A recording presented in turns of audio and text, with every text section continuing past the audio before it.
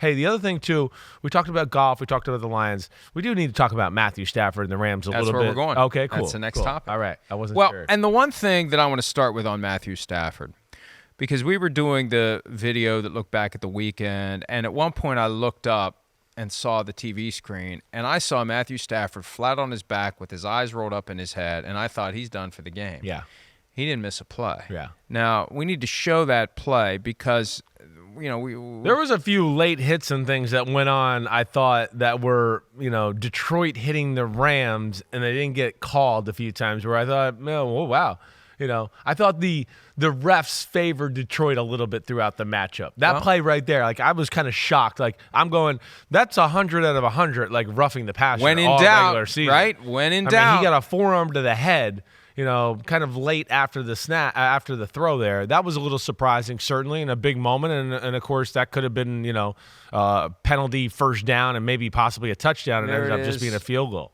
Oh, man, he got crushed. Yeah. And then, yes, he's down. And he didn't quite – somebody was explaining to me last night that maybe he went to the fencing posture. I don't think so. Not quite. Yeah. But the arms were up, but it wasn't the same thing. I think it was more like, holy shit, I got hit hard there. He got blasted, and yeah. you hit your head on the turf. That's the Tua thing from last year, and that surface is not as forgiving as grass would be. But, yeah, that's the double whammy. That should have been roughing the passer. We have seen – far less than that called, and I think if they had thrown a flag there, nobody would have complained about that.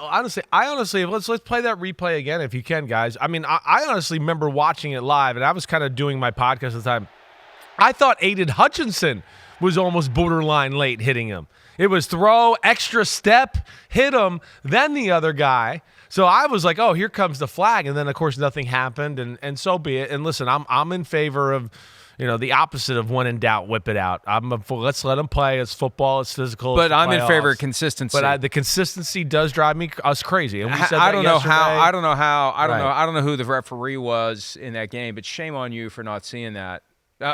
He got blasted in the head. That's exactly what they don't want I think that's defensive home field. players I to think do. That's where the home field advantage comes in. It's the referee downgrade going, whoever it was. I don't know who it was. Downgrade. Put him in the Brad Allen trash bin. I don't have the guts to throw the flag here in this situation with shame this crowd on him. there. That's a no-brainer. That's something that if anybody would have complained about it, we'd say, get the hell out of here. That's exactly what they don't want doing. You don't want some 250, 300-pound guy coming in and blasting the quarterback in the head as he's falling down. That's exactly what they don't want. Yeah, I was surprised too. Just the way the league has been lately and how they protect the quarterbacks, that was surprising. And the whole thing with the concussion protocol, look, we know it's not perfect, and I'm not going to allow them to gaslight me into never talking about it again because that's a temptation. We saw it with TJ Watt, which was laughable when you think about it. The Thursday night game, he takes Ezekiel Elliott's knee to the face. They never check him for a concussion. They're checking his jaw. They're looking inside his mouth, and they don't even say concussion during the broadcast. Yeah, right. And then he's back with the RoboCop shield, and it's like, oh, wait a minute, light sensitivity is one of the but they still don't mention concussion, and it's like we all just kind of look the other way. We can't do that if we truly care about health and safety. We have to be vigilant about it. Yep. But it is what it is. They take him in the blue tent. He wants back in. It's a playoff game. He's back in. They don't want to take him to the locker room for 15 minutes because then you put the backup in. I don't even know who that. Oh, it would have been Carson Wentz versus Jared Goff. Yeah, right. Well, how about that? Hilarious, right? But it is what it is. And the guys, I hate to say this, they know what they signed up for. But if we're going to act like we care, you can't just selectively care. Well, it's consistency. I think that's what you're talking about. You can't selectively care. That's what everybody kind of we see in the playoffs. The refs seem to all of a sudden swallow the flags a little bit, and that's fine. But I think what we're saying is just we wish it was like that in the regular season. Either way, Stafford hanging in there, right? I don't know what he hurt there. It was the ribs, the shoulder. I couldn't quite tell. He hit the ground so hard. I could certainly see your chest cage and all of that hit the ground so hard that you maybe go, oh my gosh, did I pull a rib muscle? Did I break a rib? Whatever. Phenomenal year by him. Incredible performance in the football game. Kyron Williams, the run game didn't quite work to the capacity I think they wanted to. I don't think, the fact that their defense couldn't slow down the Lions in the first half, I think forced them into maybe throwing the ball a little bit more than they wanted to in this football game. But man, how many big-time throws did he make? Incredible. And then Puka Nacua on top of that is special, right? So the Rams should feel really good about where they are going in the future. It's the first time in what, Mike?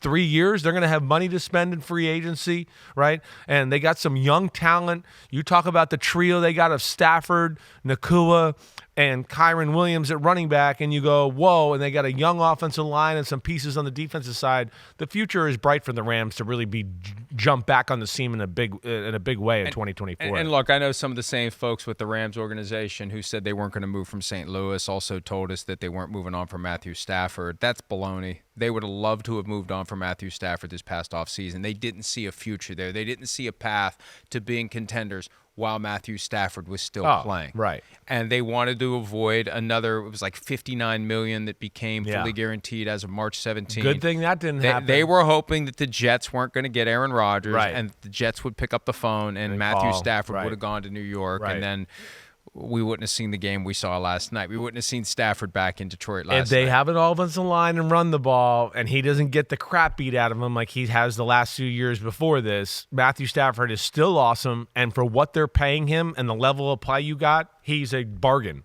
He's still one of the best quarterbacks in football. He's one of the best arms in football and got a lot of years in front of him as long as they can keep him healthy. And I think they have done some things there to be able to solidify that. It's as we talked about, it's the best offensive line Matthew Stafford's had since he's been with the Rams. Their ability to run the ball. And then, of course, we know McVay's ability to draw up plays down the field, Puka Nacua playing Cooper Kupp off of him, and the explosive plays they can make on that side of the ball. I think the future is bright for Stafford and the Rams there. There was actually some stuff I caught wind of where people thought they were hoping he would retire before this year. That just like, I don't want to do this. I don't want to go out there and get the crap beat out of me again. Right. And they're like, well, maybe he'll retire next year. Now you got to be thinking, hey, we don't want this guy to retire. We want this guy to stick around. Stick around. Let's go. We got something Look here. at some of these. Are you kidding me with that throw right there? And then it's no-look sidearm. Like, unbelievable. He's rolling dice there. He throws it from below his knee. I mean, it's insane. It really is. It's the throws he made last night. He made about 3 or 4 no-look throws that he does it so much and so easily. People don't even recognize it. That throw. The 1 to Tutu Atwell is great because he double clutches. Yes. And then he throws it in the keyhole. Yeah, exactly. And right. I thought it was picked off. Right. I'm like, how in the hell did he even get that to him? What did I say? I was like, holy crap, he's just going to walk it into the keyhole all night. Because you're right. He double clutched it and then went, I can still get it in there. He saw it and went, whoa, that's tight. But, I see a little bit of a room to get it in there. Boom, and he threw it in. He's just an incredible talent throwing the football. And that was awesome to watch. I'm sure he's sad today. But as we said, I think this one was way more personal to Jared Goff than it was Matthew Stafford. This was like a cool homecoming for him. Jared Goff wanted to shove it up Sean McVay, you know what, in the Rams and show them what he's got. And the future's far brighter for the Rams than we would have thought. Puka Nacua has been great. They got Kobe Turner on defense. Oh, definitely. They could be the defensive rookie of the year by the time it's all said and done. So they have reason to be very optimistic about the future. Puka, I mean, when he catches this ball, he has to wait for a little bit. I'm thinking he's not going to score, is he? And he just muscles his way in. It's Speed, incredible. Strength, body control, right? I think that's the thing that surprised me the most about Puka Nacua this year. You saw some of the strength and physicality coming out of BYU.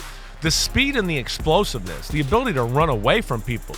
Didn't see that a lot in college, and man, he is hands down, and I've kind of said this on my podcast, Mike, a few times over the last month and a half. He's the number one target for the Rams. When you watch them, the majority of their pass plays are Puka Nacua's the first read and Cooper Kupp's the second read. I think he's taken that role from Cooper Kupp and, is going to ride it into the future. Incredible. And great kid. Talked to him at one point this Humble year. as hell. Yeah. And that humility is going to be tested after all the praise he's going to be getting when people realize what a special rookie season he had.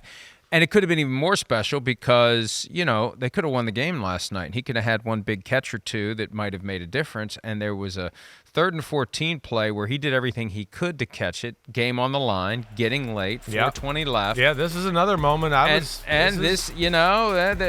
keeping the flags down in the pocket. Watch for the jersey pull.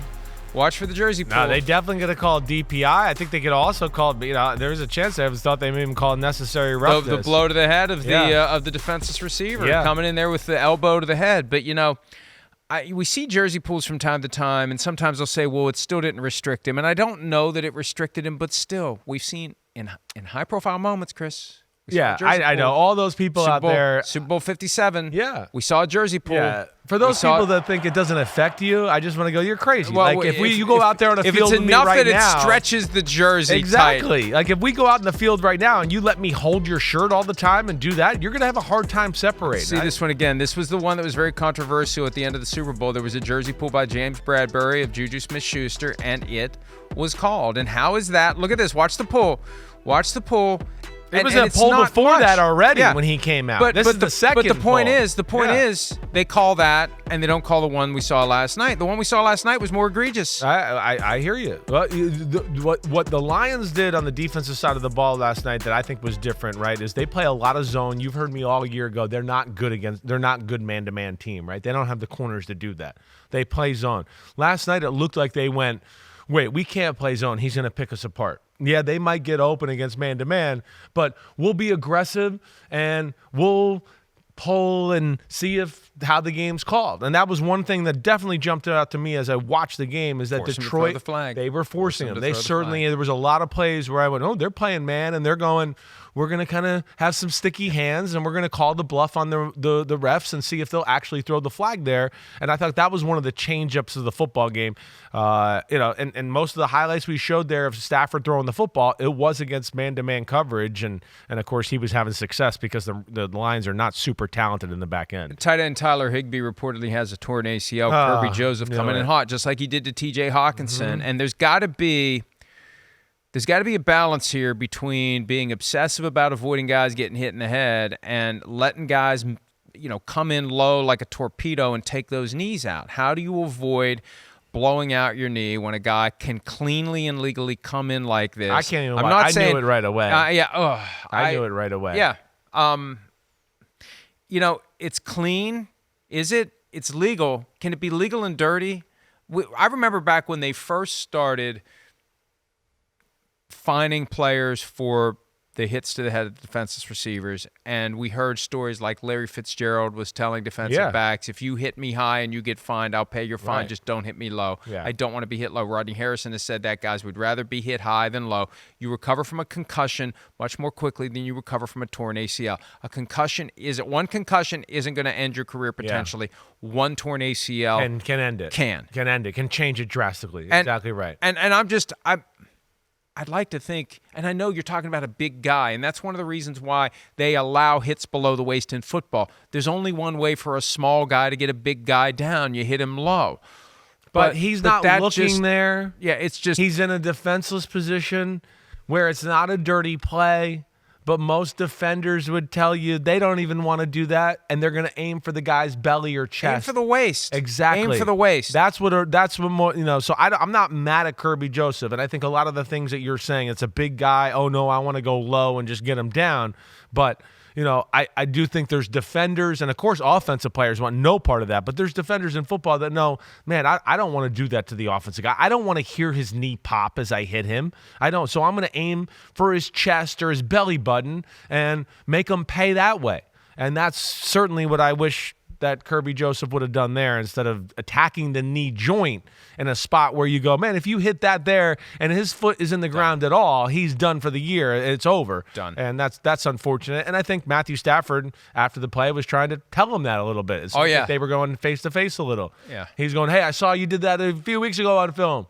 How many people are you going to hurt this year? Like I'm sure it was something like that he said to Kirby Joseph. One more thing real quickly before we break. Let's hear from Sean McVay. He has rediscovered his passion for coaching. It was shaky last year, to say the least. Here he is talking about on how proud he is of this edition of the Rams that got as far as it did.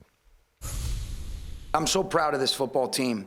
And, the finality of it is still kind of, it doesn't totally resonate. But, man, did I learn a lot and really appreciate this group.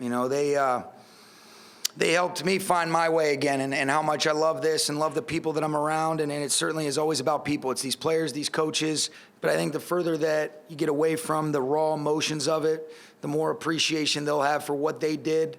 And I think there's a lot of things that we can build on, but you got to do it. It's, as we know, and this group is an example of it, the preseason stuff doesn't mean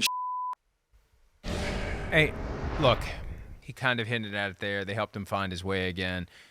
we both heard it, and it just because he didn't leave doesn't mean he wasn't thinking about leaving. No, it's just right, strange how exactly people are like, oh, you were wrong to say he was thinking about leaving because he didn't leave. It's like, pay attention. We said he was thinking about it. We didn't say he was going to. He was thinking about it. And there was a point where if he could have gotten a seat at one of the major networks for $20 million a year to call a game, he would have been gone. And he missed his window the year before, and there was regret about that. And there was some serious consideration given by him to leaving. And he's glad he didn't. He's rediscovered his love for it. And now, when it felt like the arrow was pointing straight down, now it feels like the arrow's pointing up. It's a lot easier to fall in love with it when you think you got a pretty good team. Definitely, right? And now they know they got some money to play with and some assets to play with here, and a first-round pick for the first time in a while, to where they go, well, yeah, I mean, we made a significant jump this year. We can go even farther next year with a little money spending in free agency, and of course, they kill it in the draft almost every year.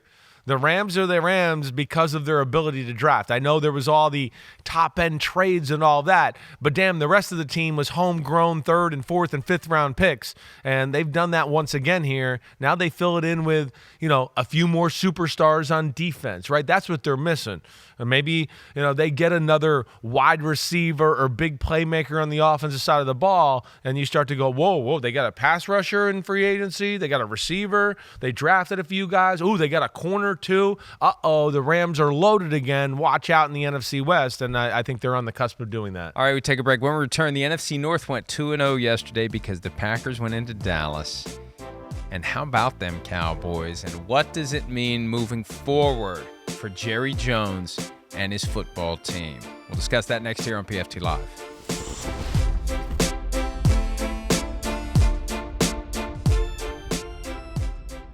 Hi, it's Mike Florio. Thanks for watching PFT on YouTube. Hit subscribe for the latest news and analysis from Pro Football Talk.